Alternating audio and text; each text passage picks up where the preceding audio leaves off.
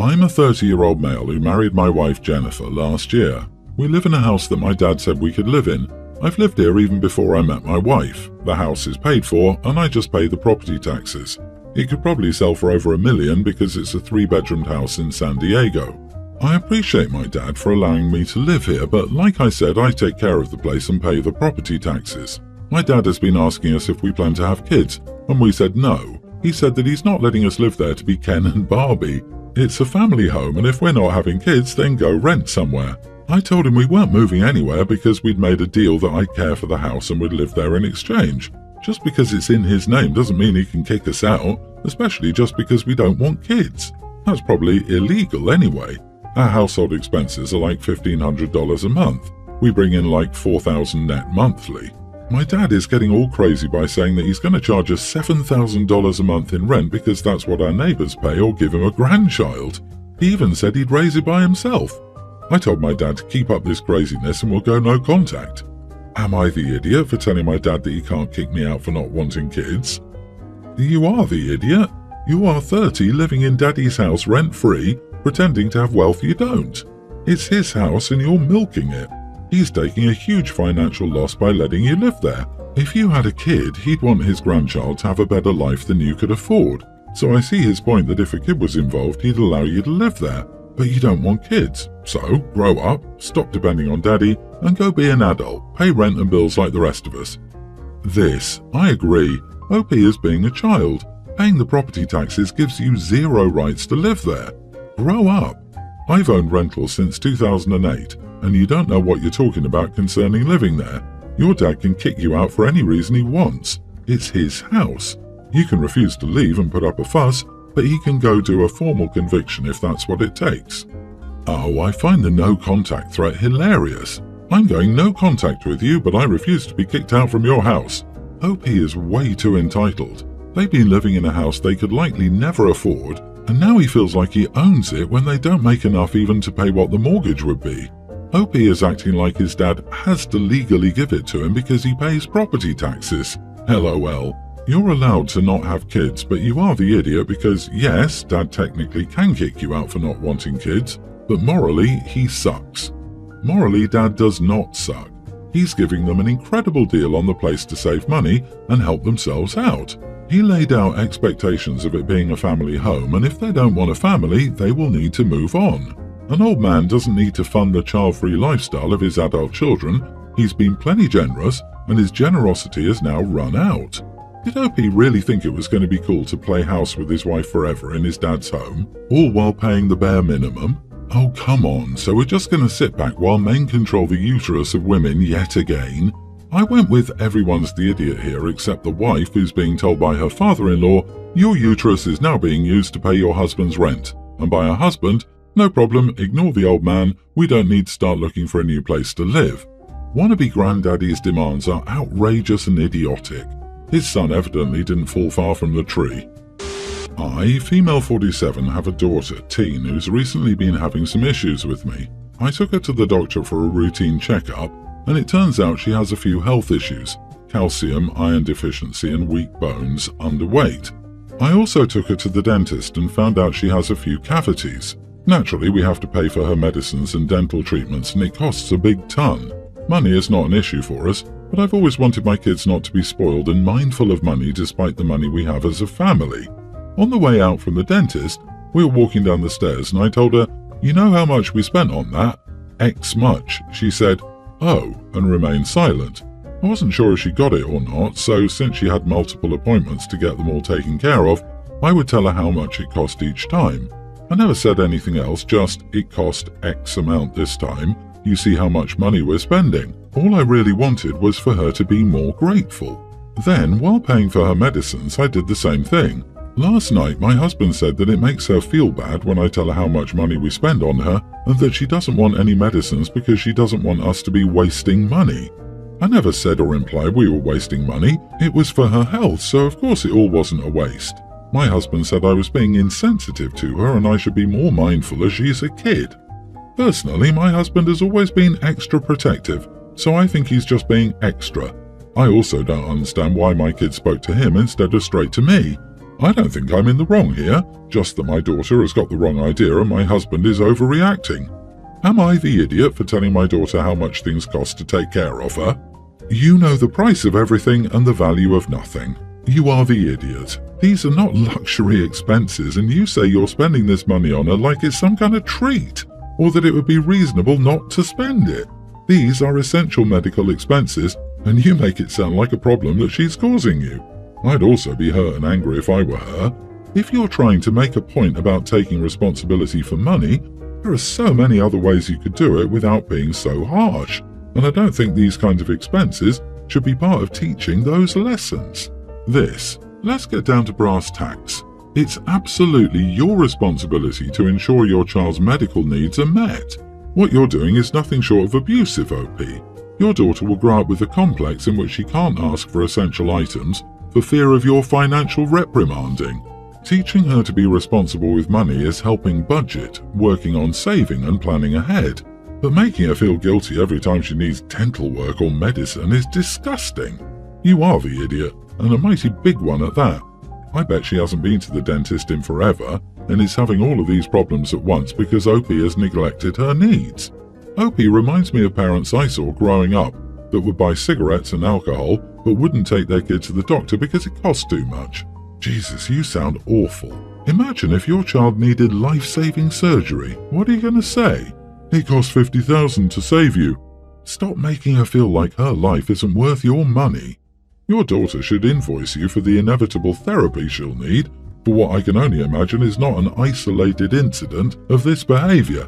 Don't be surprised if she's hiding her illnesses from you so you don't waste money on her, as you implied. I, 34 female, have 2 kids, a male kindergartner and a female toddler with my husband Jack, 32. My mother-in-law's house has a big pool and the weather was nice last week, so me, the kids, Jack and his 3 sisters, and their families came for a pool day. Jack's sister Lily, 29, is pregnant. She already has a son, preschooler, and we have different strategies for parenting, but her son's not mine, so it's not my business. I've never said anything about her parenting, but as I post about how I parent and she follows me, she sees we're very different. Lily's pregnancy has been hard for her, and my mother-in-law asked her to ask me for advice. My pregnancies were smooth sailing and I had no issues, so I told her I didn't really have advice but encouraged her to join my mom's group as someone there could help. I run a mom's group in my city, and it's a good way for my kids to meet other kids before school and swap advice and stories. Also, on social media, I post my life, what I cook, how I parent, and balance my full-time job. Lily had to take her maternity leave earlier, as she has severe morning sickness and her pregnancy is high risk. I was handing out drinks to everyone and Lily was last, and when we spoke it was only us. She asked for a non-alcoholic beer, and I told her quietly, I'm not sure, but I think this still has alcohol in it, and is actually low alcohol. She snatched the beer from my hand and told me that she didn't want advice from the parenting police. I have a Muslim friend, and I know that specific beer has alcohol in it as he refuses to drink it. When we joined the rest of the group, she moved to sit as far away from me as possible, doesn't talk to me at the mom group meetings anymore, and has unfollowed me on social media. She told my mother-in-law, who asked me to apologize to Lily and keep the peace, especially as Lily is struggling with her pregnancy right now and is very stressed and hormonal right now. I'd like to keep the peace, but I don't think I was in the wrong or want Lily to think I'm a doormat by apologizing.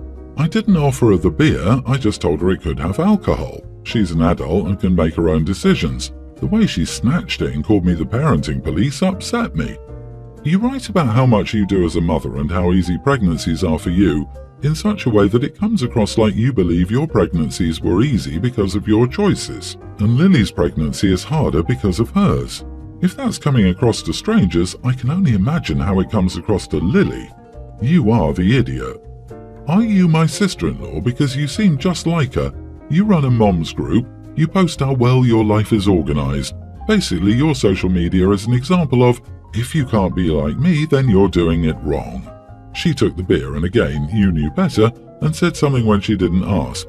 At least you were aware enough to know you couldn't offer advice on a tough pregnancy, but yeah, I'm not shocked she unfollowed and blocked you over it. Yeah, based on how much you're going on about your mommy blog and mommy groups and easy pregnancies, I'm betting Lily was already 100% done with your sanctimommy BS and the drink was just her breaking point. Mind your damn business. From this story you sound incredibly obnoxious and overbearing. Just the vibe I'm getting. I, 32 male, and my wife, 31, have a bedroom, 2 IKEA malm dressers and a cat. I will preface this by saying I'm generally a fairly neat and tidy person. I clean up after myself, I regularly vacuum, my things are mainly organised, and I don't like filth and clutter. Our home is generally not messy or dirty. There's one exception. On top of one of the malm dressers, the one that contains my clothing, there are probably 6 or 7 shirts, hoodies, etc. that are just strewn about, and they've been there for a while.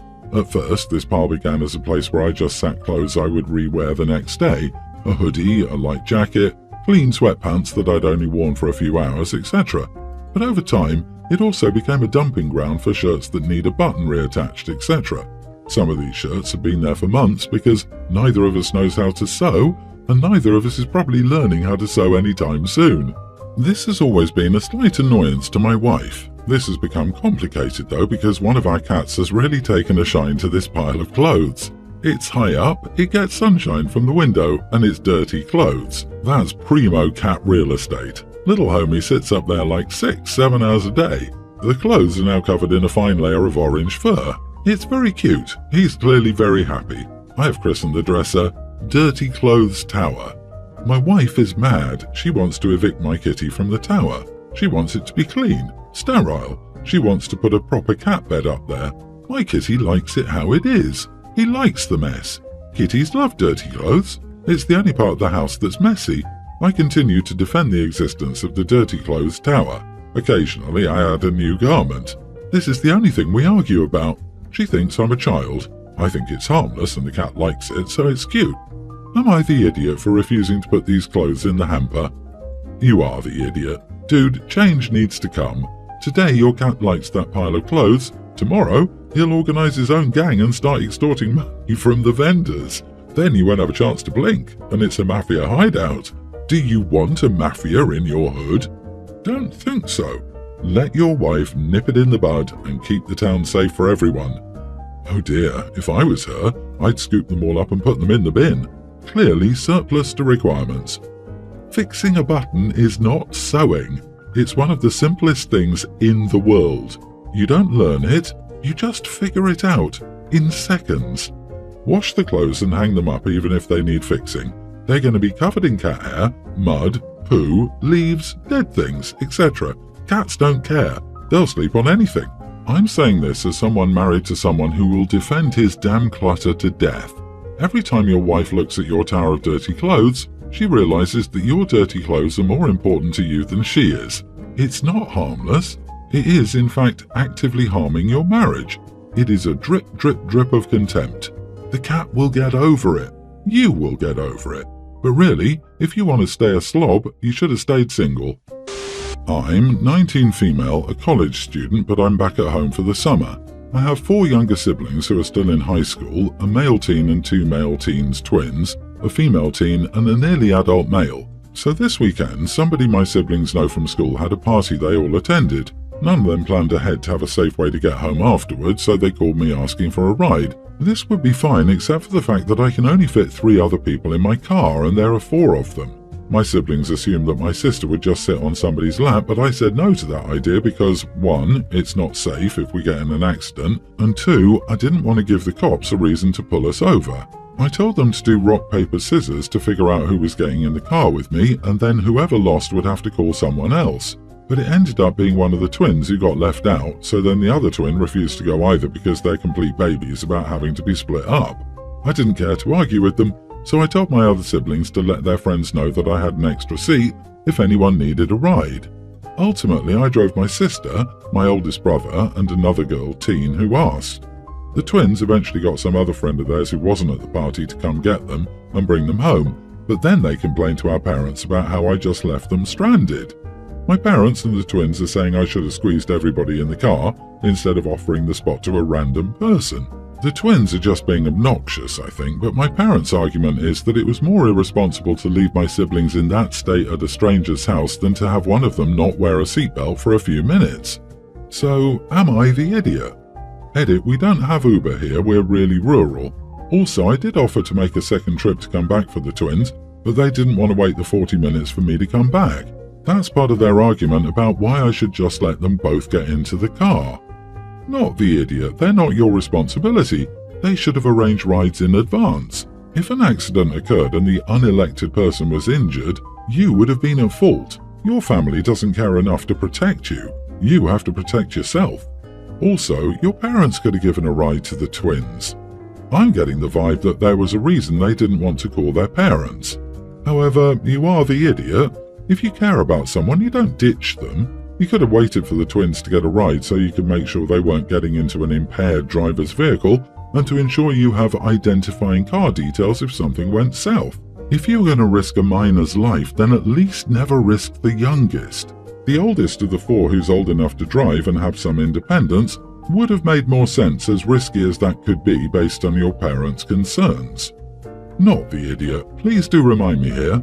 At what point did these parents get off their behinds and go get their children that they had let go out and party? Oh, they didn't. Oh no. They are being massive hypocrites for blaming OP for something they didn't do and were actually responsible for doing. OP is not a parent. Parents had to go pick them up and ground the kids for drinking. Oh dear.